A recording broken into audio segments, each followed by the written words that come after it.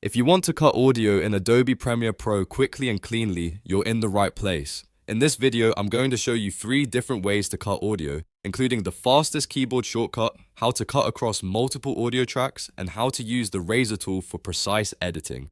I'll also show you how to cut only the audio without affecting the video, which is really useful when you want more control over your edit. And if this tutorial helps, make sure to hit the like button, subscribe for more Adobe Premiere Pro tips, and let's jump right in. First, let's start with the fastest method, using the keyboard shortcut. This is the method most editors use when they want to make quick cuts without slowing down their workflow. Move your playhead to the exact point where you want the cut to happen. You can do this by dragging the playhead along the timeline or using the arrow keys for more precision. Once the playhead is in the right spot, click on the audio clip if needed so Premiere knows what you're working on. Then press Ctrl plus K on Windows or Command plus K on the Mac. That will cut the audio clip right at the playhead. This is the easiest way to split an audio file in two, especially if you're trimming out mistakes, pauses, background noise, or any section you no longer want. After the cut is made, you can click one of the pieces and delete it, move it, or trim it further, depending on your project. If you're doing a lot of editing, this shortcut can save you a huge amount of time.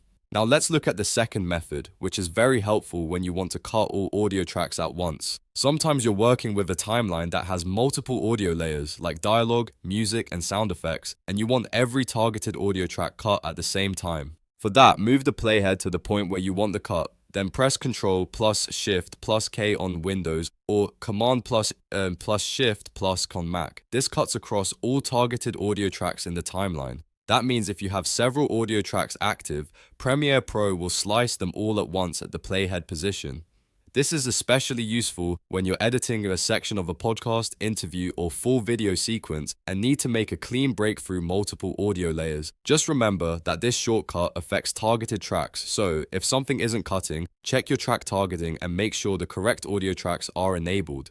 Next, let's go over the razor tool. This is the more manual method, but it gives you a lot of control when you want to cut audio at a very specific point. To use it, press C on your keyboard to activate the razor tool, then click directly on the audio waveform where you want the cut to happen. You'll see the clip split into separate pieces at that exact location. The razor tool is great when you want to visually choose your cut point instead of relying only on shortcuts. It's especially helpful when you're zoomed in on the timeline and making very precise edits. Once you're done cutting, press V to switch back to the selection tool so you can move around the timeline normally again. This is an important habit because it keeps your editing workflow smooth and prevents accidental cuts.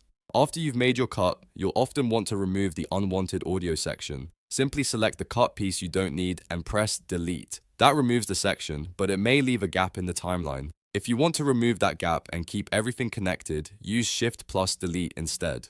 This performs a ripple delete, which removes the selected audio and closes the empty space automatically. Ripple delete is extremely useful when you want your timeline to stay tight and organized. It helps you avoid awkward silence or empty spaces that can throw off your edit. So if you're cutting out mistakes, dead air, or unwanted background noise, remember that Shift plus Delete can save you extra cleanup time. Now, if you only want to cut the audio and not the video, there's another simple method you should know. Right-click the clip in your timeline and choose Unlink.